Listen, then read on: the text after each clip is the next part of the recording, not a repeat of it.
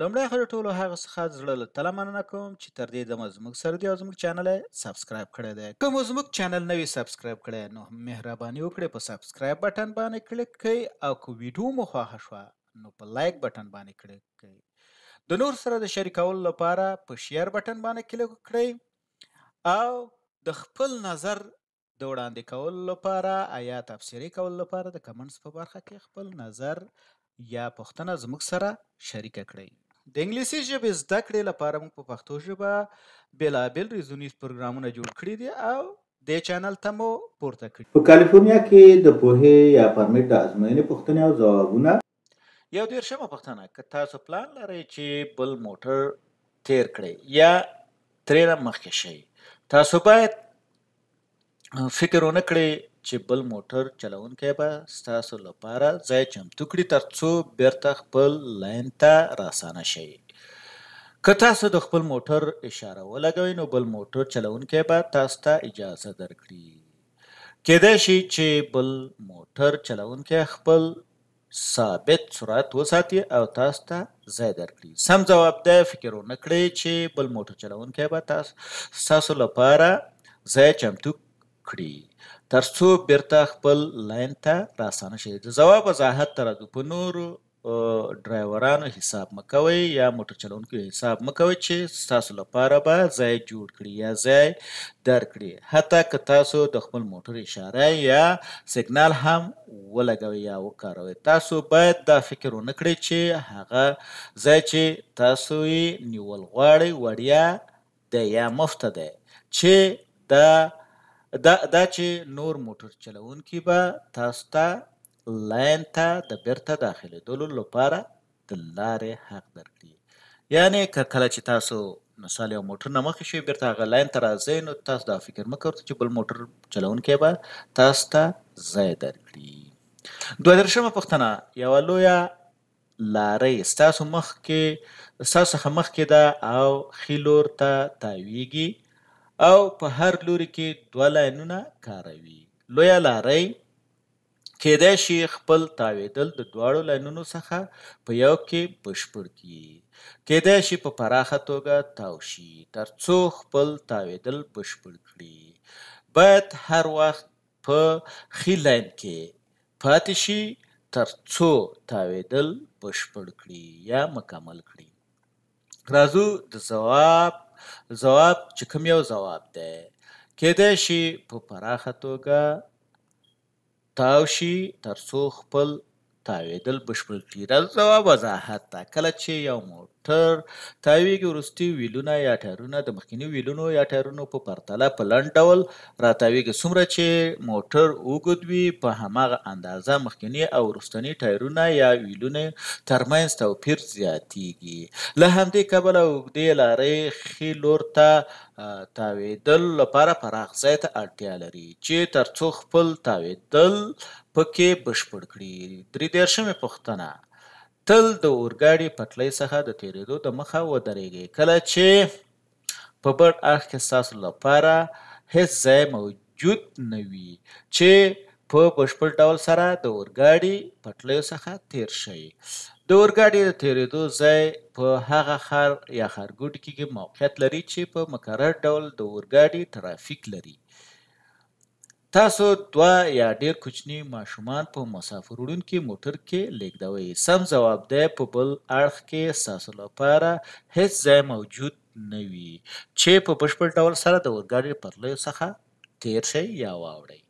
راځو د ځواب وضاحت ته. په هره پټلۍ کې هره شیبه یا وخت د اورګاډي د راتلو تمه وکړئ یا د اورګاډي د راتلو امکان شته. که چیرې تاسو اړتیا یا ضرورت لرئ چې ودرېږئ نو ځان مطمئنه یا باوري کړئ چې تاسو په مکمل ډول سره د اورګاډي پټلیو څخه تیر شوي یاست او پټلۍ د اورګاډي د تګ لپاره خالي ده. یعنې تاسو د اورګاډي په پټلۍ باید نه اوسئ یا د اورګاډي پټلۍ مو نه وي نیولې. 34مه پوښتنه: تاسو باید د خپل موټر هارن هغه وخت وکاروئ کله چې بل موټر ستاسو په لاره کې وي، د ټکر په مخنیوي کې مرسته کوي، بل موټر چلونکی تیروتنه وکړي. سم ځواب دی د ټکر په مخنیوي کې مرسته کوي. راځو ځواب وضاحت ته. یوازې خپل د موټر هارن هغه وخت وکاروئ کله چې د ټکر څخه مخنیوي لپاره اړین وي. خپل د موټر هارن مه کاروئ که چیرې یو موټر چلونکی یا بایسکل چلونکی ورو حرکت کوي او تاسو غواړئ چې هغه تیز یا ګړندی شي او یا هم ستاسو د لارې څخه لرې شي او یا کوم موټر چلونکی غلطي وکړي تاسو ورته هارن وکړئ. په دې حالت کې تاسو باید هارن ونه کړئ. 15 پوښتنه: که تاسو د ټرافیکو یا د موټرو د جریان په پرتله ډیر ورو موټر چلوئ نو تاسو ته به ډیر احتمال ولري چې ټرافیکو ته د مزاحمت په خاطر ټکټ درکړل شي یا ټکټ ترلاسه کړئ. چې ټرافیکو یا د موټرو جریان ښه کړئ. چې د موټر چلولو دفاعي تخنیکونه وښایاست. سم ځواب دی چې ټرافیکو ته د مزاحمت په خاطر ټکټ ترلاسه کړئ. راځو د ځواب وضاحت ته. تاسو باید د معمول یا عادي حالت په پرتله ډیر ورو موټر ونه چلوئ چې نور موټرو ته مزاحمت وکړي او یا په سړک باندې د موټرو جریان ورو کړي او دا د سړک یا لارې د بندېدو یا بیروبار سبب شي. که تاسو دا کار وکړئ نو تاسو ته به د ټرافیکو ته د مزاحمت په اړه د جرمې ټکټ درکړل شي. تاسو یوازې په هغه حالت کې د نورمال یا عادي حالت څخه ورو سفر کولی شئ کله چې هوا خرابه وي، باران وي، واوره وي او یا هم سړک موجوده حالت سم نه وي. یعنې سړک باندې کار روان وي، خراب وي، سړک خامه وي. هیڅ کله هم د حد اقل یا تعیین شوي سرعت څخه په ټیټ سرعت کې په نورمال حالت کې موټر مه چلوئ.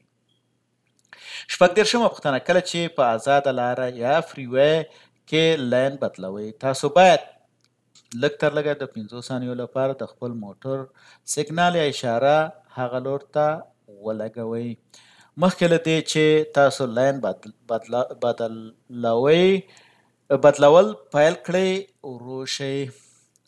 فرض کړئ چې ستاسو د موټر لپاره په راتلونکي لاین کې کافي ځای شتون لري. که تاسو لومړی سیګنال یا اشاره ولګوئ. سم ځواب دی لږ تر لږه د 15 ثانیو لپاره د خپل موټر سیګنال یا اشاره هغه لور ته ولګوئ. راځو د ځواب وضاحت ته. لږ تر لږه 15 ثانیې مخکې په یوه آزاده لاره یا فریوی کې د لاینونو بدلولو څخه مخکې سیګنال یا اشاره ولګوئ ترڅو ستاسو شاته موټر په دې باندې پوه شي چې تاسو لاین بدلوئ یا د لاین بدلولو اراده لرئ. د یادونې وړ ده چې د سیګنال یا د اشارې کارول خورا مهم دي. همیشه لپاره خپل د موټر سیګنالونه یا اشارې وکاروئ. کله چې کیڼ لور ته ګرځئ، ښي لور ته ګرځئ، ورو کیږئ، لاین بدلوئ او یا کومه حادثه ستاسو مخ ته په سړک باندې شوي وي ترڅو تاسو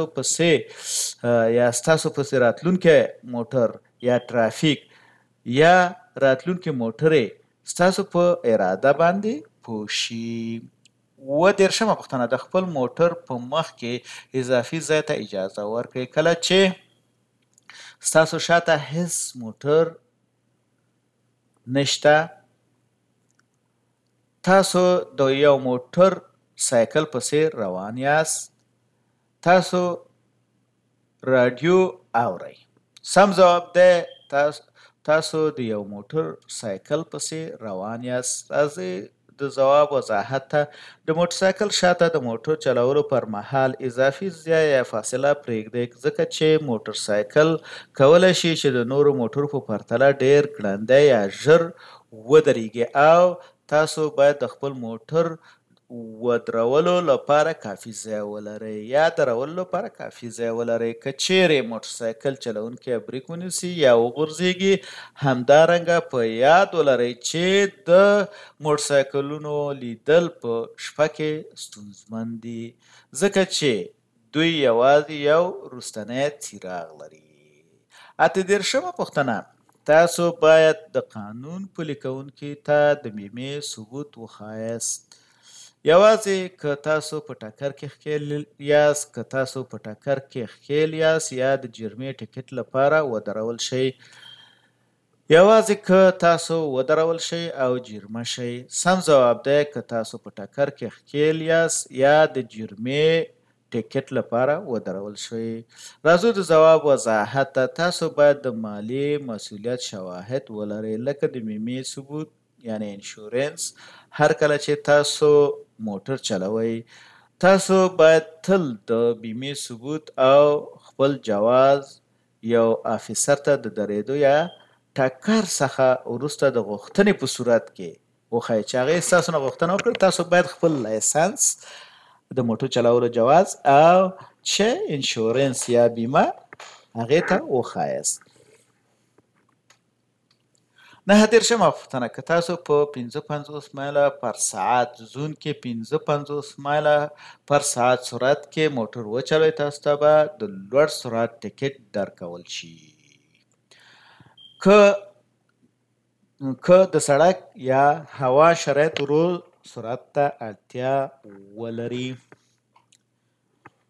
په هیڅ حالت کې ځکه چې دا تل قانوني وي یوازې په هغه صورت کې چې تاسو په سړک کې ګولایي ته نږدې یاست سم ځواب دی که د سړک یا هوا شرایط ورو سرعت ته اړتیا لري راځو د ځواب وضاحت ته کالیفورنیا د بنسټیز سرعت قانون یا اساسي سرعت قانون لري په دې معنی چې تاسو ممکن هیڅکله په اوسني یا موجوده شرایطو کې د خوندي حالت په پرتله ګړندی موټر ونه چلوئ حتی که ستاسو سرعت د پوست شوي سرعت حد څخه ورو وي تاسو بیا هم د جرمې ټکټ درکول کیږي که چیرې سړک او هوا شرایط ورو سرعت ته اړتیا لري راځو 40مه پوښتنې ته دا قانوني ده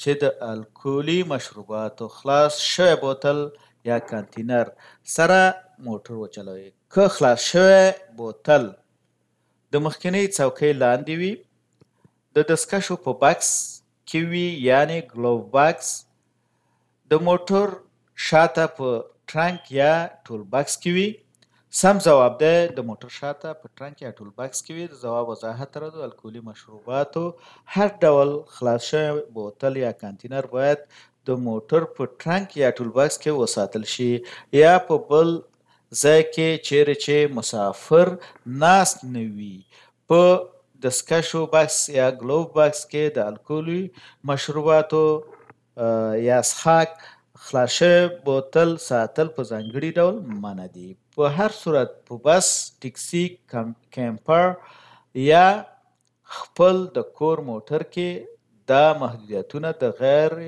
غیر موټر چلوونکي مسافرونکو لپاره نه پلي کېږي یعنی یوازې ډریور لپاره پلي کېږي مننه چې تر دې دمه زما سره وئ که دا ویډیو مو خوښه شوه نو د نورو سره هم شریکه کړئ او د دې ویډیو لایک کول هم مه هېروئ